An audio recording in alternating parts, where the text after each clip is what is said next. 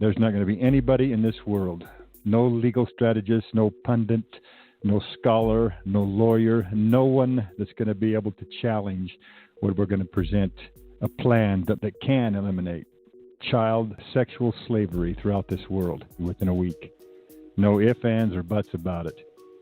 Tonight we're going to explain a detailed process that can be done in the United States of America. How the United States of America, if the people would only demand it of their government officials, it can be done in 1 week. We're going to explain how that's done. And then we make the challenge to anyone out there to tell us how this can't be implemented, why this isn't legal, according to the United States Constitution today. Why in the world, if there was a way to eliminate this devastating thing that's going on in this world, why wouldn't we do it? Why wouldn't the world at least take a look? We make that challenge. Because at the present time, how things work in the world, only the United States of America and its government can do what we're going to propose. They're the only ones on this planet that can do it. The United States can do it. So let's explain how. 7 days in a week. Day 1. The President of the United States has the authority, according to Article 2, Section 3 of the United States Constitution, that the President may, quote, on extraordinary occasions, convene both houses of Congress, or either of them, talking about the House of Representatives and the Senate. Would it not be proper? Listen, the people who came up with that Constitution, the framers, they understood that the government must be readily available and ready to meet emergency circumstances, and therefore they gave the President executive power, but very limited power, to make Congress convene, quote, on extraordinary occasions. All right? There's been fights and interpretations throughout the history of the United States Constitution, and every Supreme Court justice has ruled and talked about it. It said the President needs to conduct. They need to have special powers, especially to do things like conduct foreign relations effectively, to repel foreign aggressions, depredations, and direct hostilities. That's right. There's children being raped out there. Excuse my language. There's children being raped because they need the money. They allow themselves, so it's not rape. They willingly give themselves to these men. If that is not an aggressive act of depredation and a direct hostility towards our humanity, I do not know what is.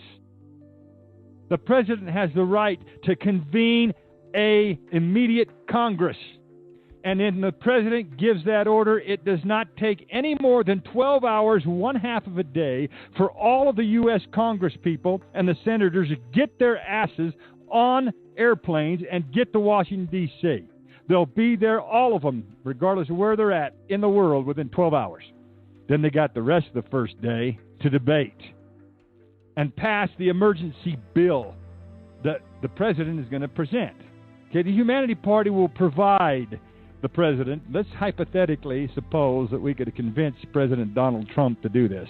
We'll provide him with the legal terms and the written bill, because the President does not have the power. Only Congress does.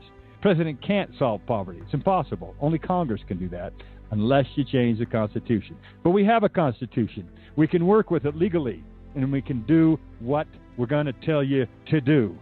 So once you get all the Congress in session, this emergency session, because what if the United States was attacked terribly, and we had foreign invaders, boots on the ground by some foreign entity?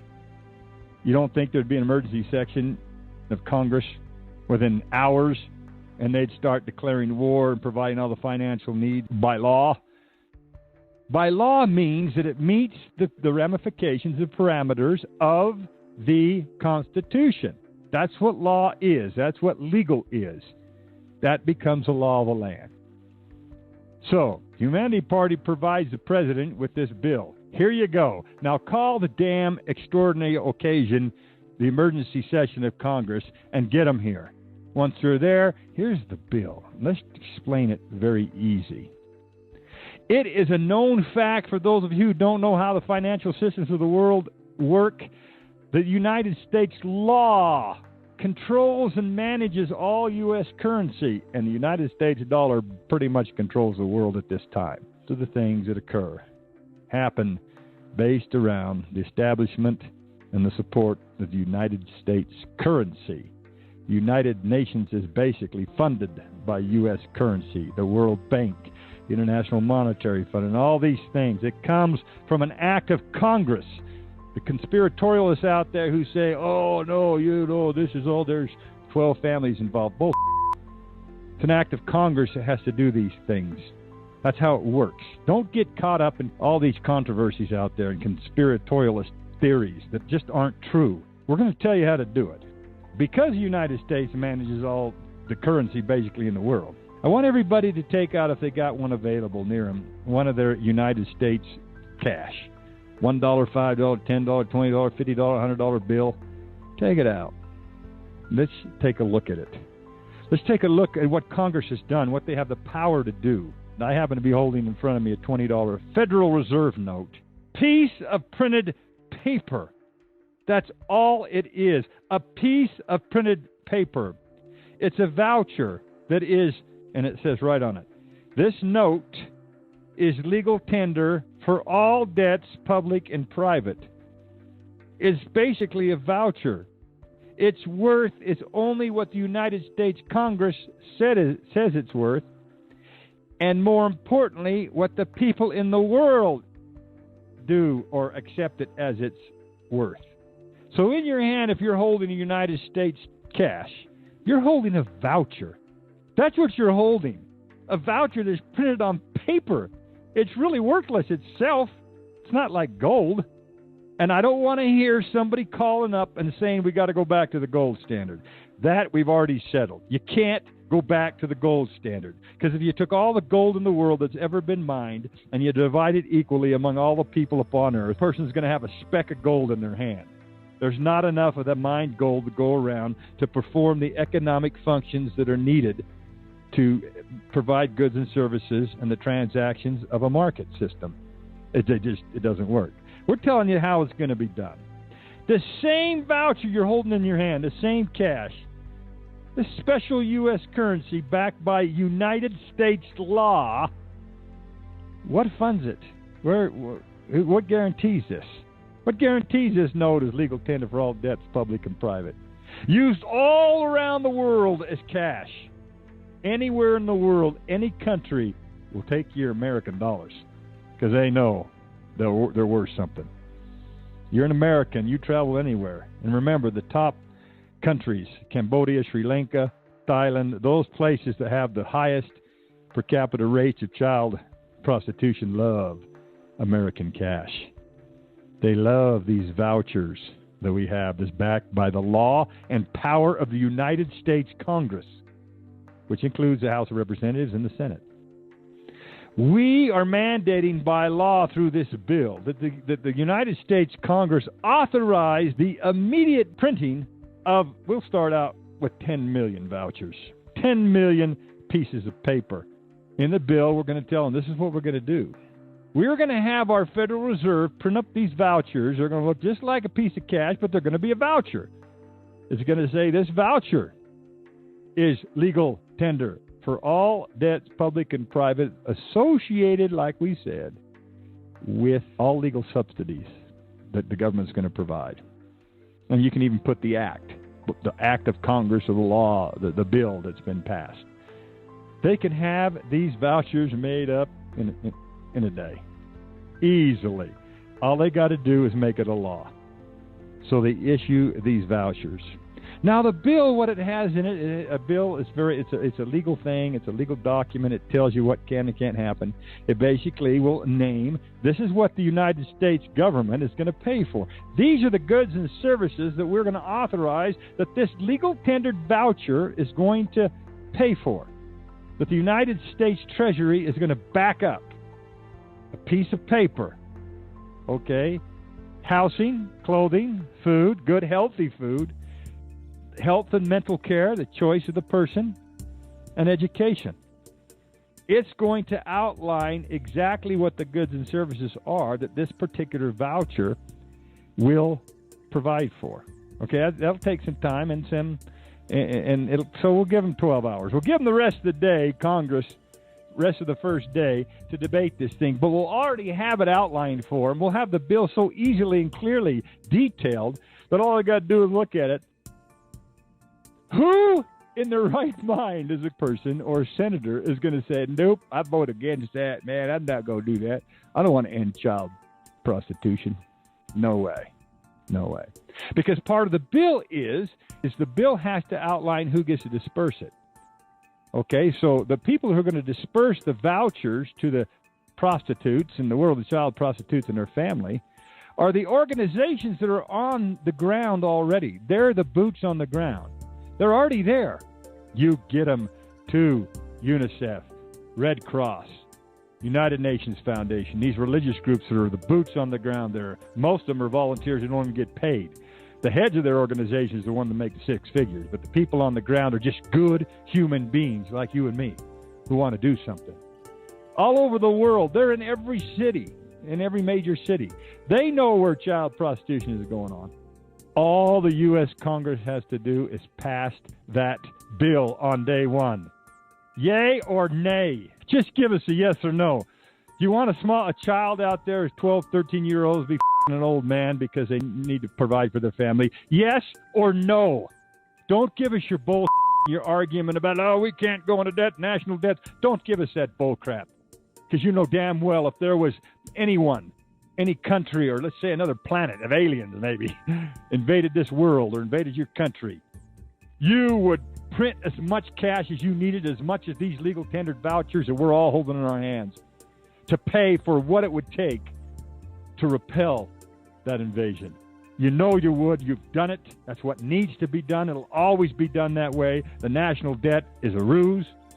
It means nothing. It'll never be paid back. It doesn't need to for an economy to exist and perpetuate itself. Those who understand the economy will understand that. It's just the way the government makes you fear so that you'll vote for them. Yeah, vote for us. And we're not going to I'm telling you, you print these vouchers. Okay? So, that's day one.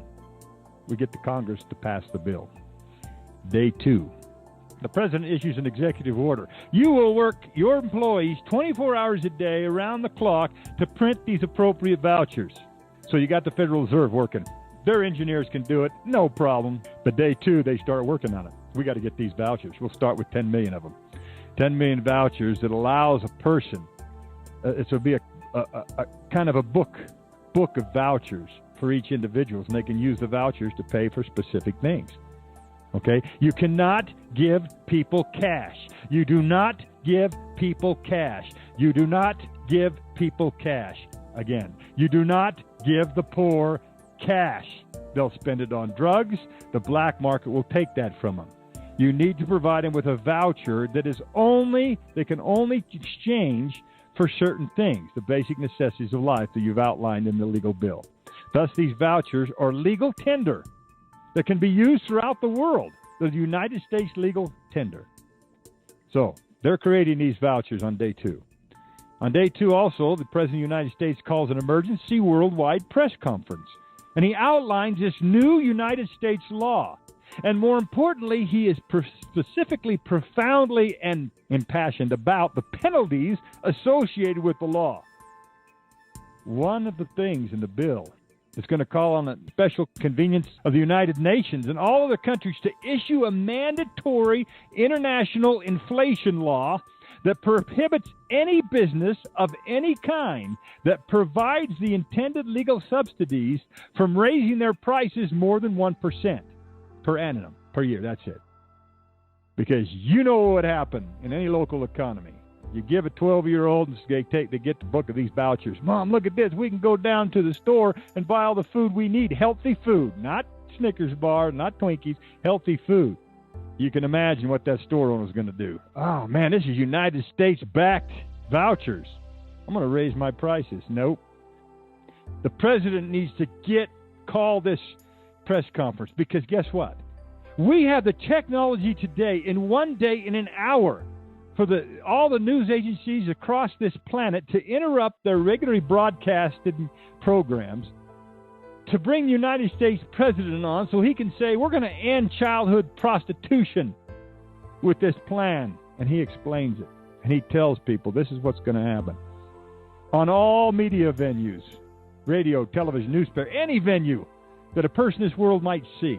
And the president's going to tell them point blank, because we don't have a president with the balls enough to say this, that there's no violation. If there's any violation or abuse of the emergency program, the law that we're incorporating in the United States, it will be punishable as a crime against humanity. And since the vouchers are legal property of the United States, any destruction thereof or misuse of said property will be considered an act of war against the United States of America. You with our program to end child prostitution in your country, you've just messed with us. The people are going to know. The people are then going to know, the prostitutes, the child, and the women are going to cheer and just say, oh my gosh, really? We can go down to these charitable organizations and get these United States-backed vouchers to pay for our food and our clothing and our housing and our health care and even education, where before we couldn't send our kids to school, and now we can. We have a voucher for it. The United States is going to pay. Day 3. We give them Day 3 just to work on the process. Day 4, we'll give them 2. Come on, working on the process. Day 5, we ship out all the vouchers because they're going to be distributed by the Federal Reserve, who prints the vouchers by overnight mail, which you can get anything in any part of this world in a day. You can. You pay the right price, you can get it. We have the United States military can fly anything anywhere in this world in 24 hours. Day 6, these organizations receive all the vouchers. Day 7, they distribute the vouchers to every single person that might be forced into child prostitution. And we just ended forced child prostitution and slavery throughout this entire world. But we've also done something else as good people of the United States of America. We've put an influx of capital and money into your local economy, because you don't need to go to the charitable group down the street and get their donated stuff. You can go right to somebody that you know has better food than what you're provided for in that bowl of whatever it is that the UNICEF has given you. You can go down in the economies, and that are going to flourish. The local economies and institutions will be forced out of necessity and greed and love for the American dollar to create an infrastructure and economic platform that provides for these things on a local basis. And poverty will begin to end. We're just dealing with child prostitution here. But likewise, we can end poverty. This plan would work, folks. Why? We just said this is how it can happen legally. There is no no politician, no pundit, nobody that can say that we couldn't do this by law, by the United States Constitution that we have in place today. This radio broadcast recorded and archived and condemn this world if they do not move, especially the United States of America. Because at the present time, how things work in the world, only the United States of America and its government can do what we're going to propose.